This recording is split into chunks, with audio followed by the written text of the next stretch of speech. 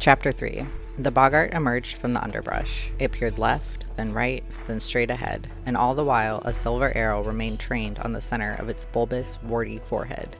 The dark little grotesque's goggling eyes didn't see the arrow, or the elf that held it taut against the string of a bow stained forest green.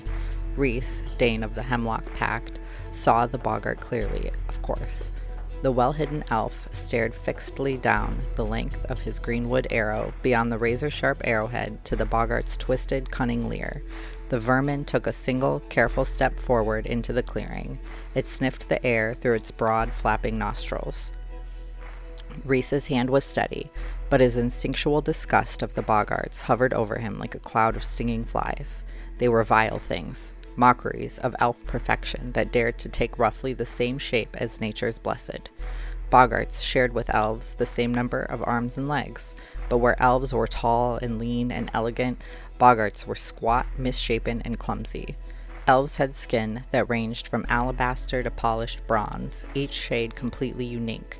Boggarts only came in various shades of scab, from rusty red to dead, crusty black. Male and female elves alike proudly wore thick, curved horns that crowned their angular faces. The flat, squarish blockhead of the boggart was rarely crowned with anything but diseased fungi and slimy moss.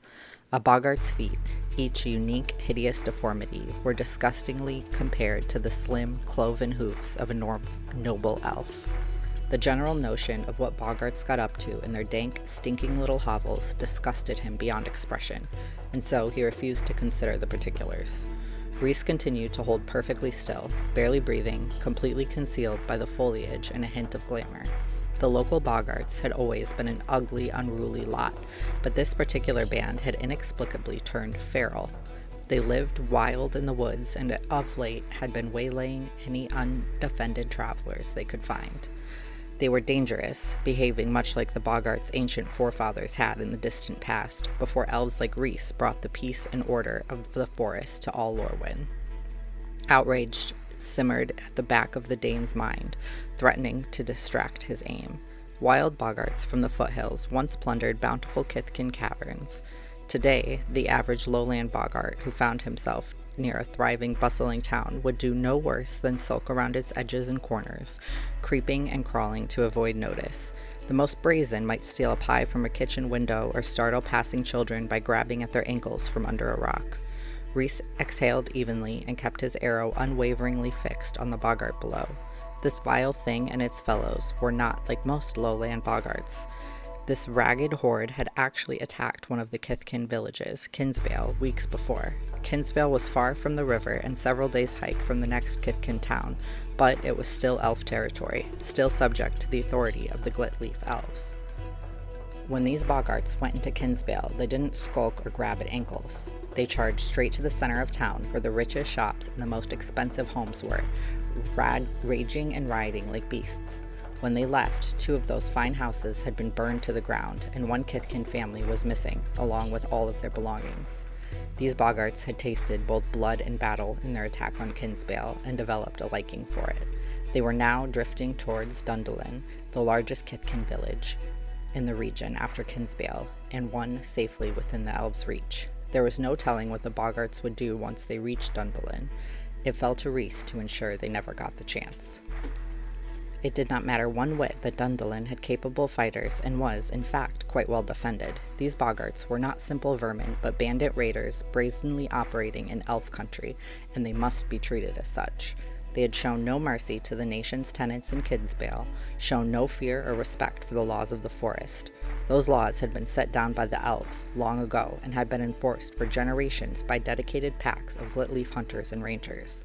These boggarts not only broke the blessed nation's law, they defiled the very ground beneath them. They were a living, breathing insult to the forest, to the nation itself, and it was Rhys's sacred duty to answer that insult with a stinging rebuke.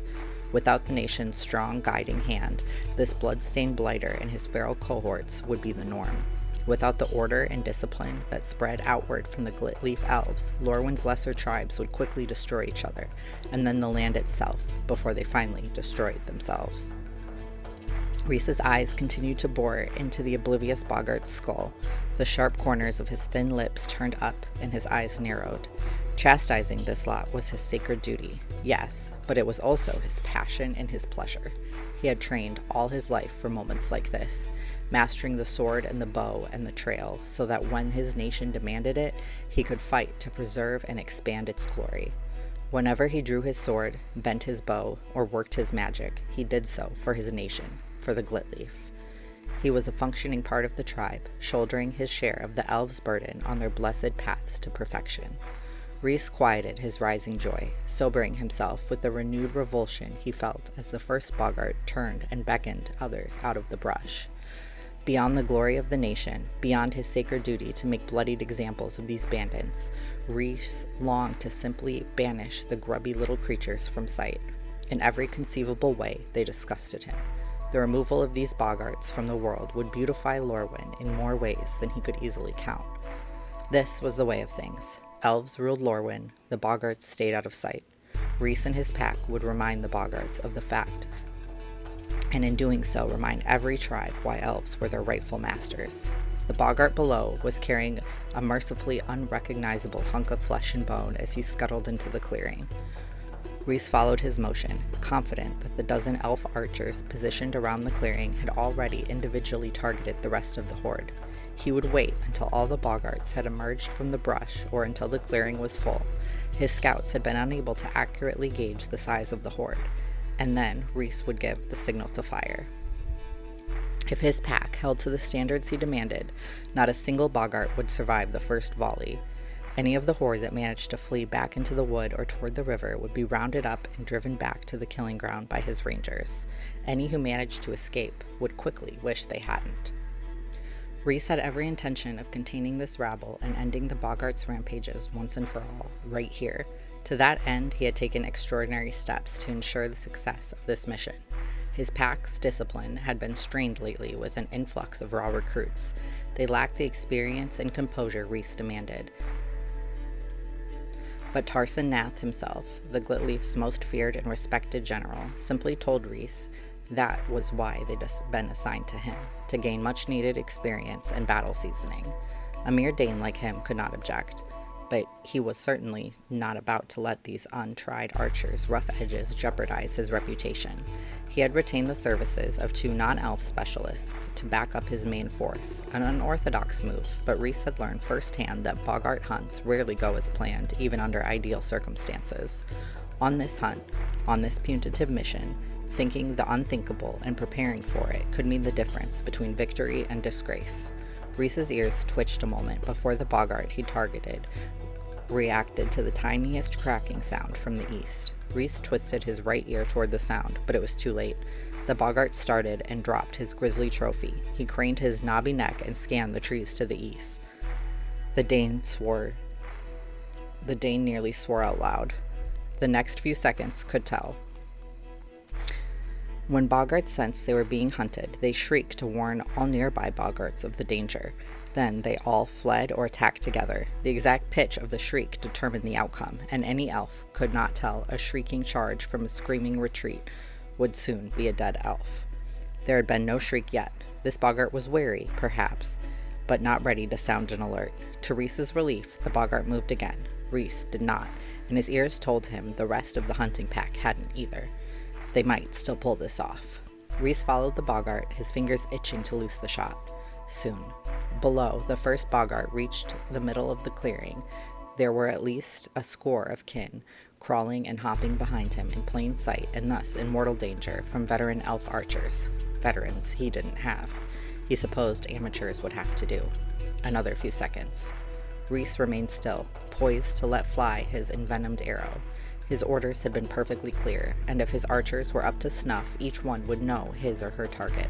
No arrows would cross in mid-flight, and every last boggart would receive a single lethal bolt and be dead before they hit the ground.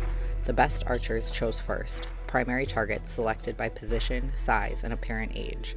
Secondary targets were for the newer members of the pack, all within arrow range of their primaries. Tertiary targets were near those. With mathematical precision, the elves would knock the boggarts over like individual stalks of threshed wheat. It was a more orderly death than the things deserved, but they would still serve as the example Rhys wanted after he left their bodies along the edges of the Glitleaf. the first boggart relaxed slightly and dropped into a crouch. It had reclaimed its fleshy morsel and turned it around, making the torn flesh unfortunately more visible and recognizable to the waiting elves. Unable to restrain itself, the boggart snapped off a finger with a nearly full set of jagged yellow teeth. Another boggart scrambled into Rhys's field of vision, an old warhorse whose leathery body bore dozens of jagged scars beneath its mossy growths. It seemed a secondary target, wanted to move up in rank, which would have been fine by Rhys if the first boggart hadn't been so obviously the leader. For any other elf to take down the first boggart would be improper, even insulting. Rhys needed to make this kill. After that, so long as there was an arrow for every boggart, it didn't matter in what order they were received. Thinking too much again, Rhys told himself. He waited for the big, leathery boggart to hunker down and paw in the dirt. Then Rhys carefully settled the silver arrow tip so that it pointed between the ears of his original target. The pack was in place. In a moment, Rhys would drop his chin and whistle the attack command, the first and only command he needed to give. Twin waves of moonglove poisoned arrows would streak toward the scattered boggart tribe, and everyone would find its target. In the time it took to blink, Rhys's projectile would slice through the air and strike the flesh-wielding boggart between the eyes. A single silver arrow flashed across the pack leader's field of vision, knifing through the brambles to disappear into its yelping target. From his angle, Rhys suspected the early arrow had come from young Yelm, an apprentice huntsman promoted to Rhys's pack as a favor to the youth's mother. As Rhys had feared, Yelm was not ready. The untested elf had lost his nerve, and with a single errant twitch, the entire ambush had soured. It was understandable, explicable, yet utterly unacceptable. The other archers, thinking they had somehow missed the command to fire, rushed to catch up. The panicked boggarts commenced babbling and scrambling every which way once the first arrow hit, dissolving into a chaotic muddle that spoiled the aim and intent of the archers. Within seconds, the carefully choreographed wave of arrows Rhys had seen in his mind's eye became a slipshod barrage of poorly timed shots that, judging from the sounds of impact, missed as many targets as they struck. Rhys spat and dropped his chin, releasing his own shot before the lead boggart could vanish into the chaos. His bolt hit home, the boggart stumbled back, driving the arrowhead exposed from the back of his skull into the bark of a thick tree. Rhys felt a momentary twinge of sympathy. He had studied among Lorwyn's tree folk for almost a third of his life, and injuring the tree was painful to him and harmful to his spirit. Yet Rhys brushed aside such concerns. It was hardly pressing, nor was it the first time an elf had done such a thing in the course of battle. It certainly wouldn't be the last, and a few would have spared as much sympathy as Rhys. Later, he would carefully clean the tree and wipe away the boggart's foul black blood. With the right spells and glamour, the tree would heal, and its bark would extend over the boggart's corpse like a shroud, securing the little monster in place and hiding its repugnant form from sight. Any who passed by would know the tree had been marred for a good cause without having to view the boggart's actual remains. A duty for another day. Rhys bolted from his position and sprinted down to the increasingly loud melee, roaring for his archers and rangers to advance into the clearing. The ambush had failed, but the bloodshed had just begun. He was still determined that these boggarts would never leave the clearing. The elf knocked another arrow, sidestepping as a foam-flecked boggart charged him. He slammed his elbow into the brute's ear as it passed, driving it face first into the loamy soil, from where it sent up a wet cloud of moss and dirt. Rhys straddled the boggart, bent his bow, and then pinned the boggart's head to the spongy earth. As he stooped to retrieve his arrow, a cacophony assaulted Rhys's sharp ears. The sound of boggarts shrieking was everywhere, a distinctive cry that meant attack the intruders. Rhys was once more outraged at the horde's audacity. Faced with a full elf pack, he expected only the shriek that said, "Run for your lives." The boggarts had chosen to stay and fight, and that meant they would be at their most dangerous. If they had numbers on their side and could pack themselves tightly together, a boggart horde could give an elf pack real trouble. Boggart tactics like these were not meant to achieve victory, but to make their opponent's victory as costly as possible. The boggarts would and overwhelm as many of their foes as they could through sheer weight of numbers. Boggarts bred like rats. Even well-disciplined elves could only hold off such a swarm for so long. Reese's pack materialized like ghosts from their camouflage among the trees. They fell upon the boggarts, gracefully slicing through them and slipping past them until the long, willowy bodies of the elves among the short, squat forms of the boggarts struck Reese as a strand of corn stalks in a mushroom patch. The grisly sounds of close quarters combat slowly overwhelmed the chaotic chorus of bowstrings. Reese heard elves crying out in pain, as well as boggarts' wails, and he smelled the blood of his blessed pack members mingling with the noisome stench of boggart bile. He ought to let them fight it out. He ought to let the boggarts have their due. That wasn't the kind of experience Tarson Nath had in mind, however, and Reese knew it. He nodded grimly to himself. This was where his unthinkable backup plan came in. First, he had to separate the elves from the boggarts. That would be simple enough, though his pack would be stung by the insult, perhaps rightfully so. Let them bear the insult, Reese thought, rather than the scars of boggart teeth. He shouted out the command to withdraw. There was shock and disbelief on the faces of his hunters, but they responded quickly enough. Those who lingered did so only briefly, as they could see the arrow Reese had knocked. It was another arrowgrass shaft, but the arrowhead was unique. Dull orange-brown in color, it was a translucent wedge of highly polished resin that glowed softly from within, like a dying lantern. Even the rawest new recruits recognized what it was, and they knew to get well clear before Reese let his arrow fly. Reese aimed the hardened piece of yew sap at the center of the boggart's unruly formation. Yew poison was as rare as it was deadly, and Reese had been fortunate enough to be apprenticed to the only yew tree folk still alive. Amplified by a yew sage's magic, yew poison was even more formidable. The whispered words of a yew spell slipped past Reese's tight lips as he let the arrow fly.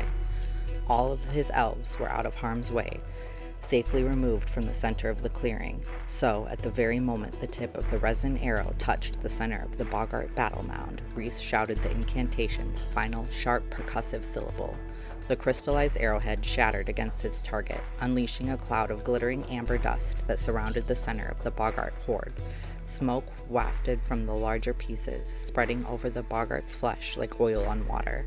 As Reese watched, every boggart that had glittered orange dust on its skin or in its lungs stopped breathing. As one, they let out a ragged, mournful sigh and dropped where they stood, deader than stones. The others fell into a renewed panic. Reese heard the run for your life shriek at last as the boggart formation disintegrated and they all broke and ran, fleeing from Reese, howling and stumbling over themselves as they made for the river. Reese placed 2 fingers between his lips and whistled, the only signal that could cut through the din of the raging boggart retreat and carry across the forest to the cavernous ears of the elves' hired help. The reply to Reese's signal was abrupt and impressive, as if one valued strength over style, brute force over focused action, and the rock-solid durability of a club over the keenness and flexibility of a saber. The nearest of his hirelings, Byron, erupted from beneath the soft loam of a nearby hillock, and the boggart mob skidded to a horrified stop. They backpedaled, scratching and clawing at the ground and each other to stay outside stomping range. Towering above them, Byron flexed his massive fists, each large enough to hold 10 boggarts each. He positioned himself directly in the little brute's path and planted his feet. The bulk of the hillock remained atop Byron's head and shoulders like an earthy crown and cape. The decidedly unregal figure opened its mouth so wide its jaw nearly touched his belt. Then Byron roared. Reese's sensitive ears tingled painfully, but the giant's bellow did far more damage than that. The sound bent all but the thickest trees and sent a horizontal shower of oak leaves and pine needles whizzing across the clearing. Some of the boggarts were blown completely off their feet, and others rolled like misshapen hedgehogs. The hilltop crown crumbled, its thick, rich soil sliding away from its framework of tree roots and bramble thickets. It was still solid enough to lay hands on, however, and solid enough to throw, and Reese's hired giant about to let that opportunity pass by.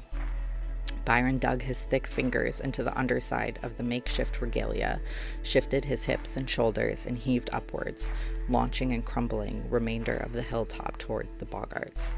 Those still standing scattered, and some of them even got clear. The rest, those who could not run or did not run quickly enough, let out a searing cacophony of wails and squeals as the giant's improvised avalanche descended. The impact shook the ground. Byron's triumphant leap shook the ground twice more, once as his feet left the forest floor and again when they returned. The sound of trees falling was almost lost against Byron's delighted whooping, but Rhys heard several topple in the woods behind the giants. There was an eerie moment of calm as everyone recovered their balance or their hearing or assessed the state of their wounds. Rhys winced in distaste. Without the hilltop concealing his features, the giant's huge lumpy face stood revealed. Where boggarts were obscenely ugly, giants were merely spectacularly repulsive. Fortunately, giants weren't nearly as numerous or odious. Byron and his brother Keel were the only giants Rhys had seen in the past 5 years, and it was his good fortune that they were looking for work. A boggart's shriek rang out, one thick with fear of being crushed underfoot. Rhys also heard murmurs of surprise and sullen whispers from the elves in his pack. He tucked this detail away for later, when he was attending the pack's overall poor performance today. There were still scores of boggarts loose about the clearing. In the wake of Byron's greeting, they scurried out of their hiding places and made once more for the river. A few even crawled out of the great mound of soil and rocks the giant had thrown at them, limping, staggering, yet somehow alive, until they were trampled by their fellows swarming over the pile of bodies and dirt in a frenzied rush.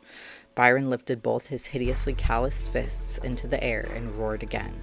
He bounded forward, rotating his long arms in wide circles. The giant brought his knuckles and the soles of his feet down on the remains of the hillock, smashing flat those boggarts still moving underneath. Still whooping joyfully, the giant lumbered after the fleeing boggarts, sweeping his arms through the rapidly thinning crowd like twin mallets. He scooped up handfuls of the shrieking creatures and brought his palms together in loud, wet, clapping booms over and over again. He scooped and clapped, until the rumbling echoed across the forest like thunder on a cloudless day. Rhys saw a trio of boggarts disappear over a ridge to the west, where he had stationed Keel, the second hired giant.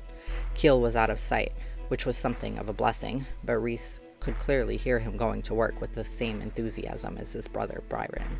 Rhys listened to the sounds of carnage and shook his head angrily. This was not how things were meant to be. Killing boggarts en masse was supposed to be easy. There wasn't supposed to be a battle. The boggarts weren't supposed to be dead before they knew they were under attack. Melee with boggarts was degrading work, unfit for one of the blessed, but totally appropriate for giants.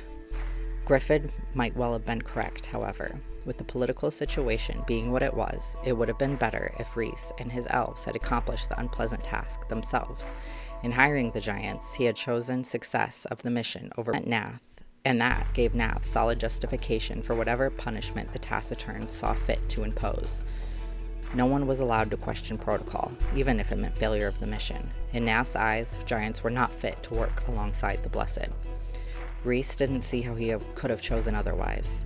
He wasn't sure of his pack, and if the pack had failed on its own, they would have all been punished, blighted, perhaps even killed. At least this way, Rhys alone bore responsibility. There was certainly honor in that, or so he told himself. So focused on his thoughts was Rhys that he was nearly struck by a flying boggart that soared down from the west, where Keel's lowering roars continued to underscore his increasingly violent rampage. At the last moment, the elf deftly stepped aside, and the boggart's flight ended with a thud at the base of a tree. Rhys shook his head again. The sooner this messy business ends, he thought, the sooner I can atone for it.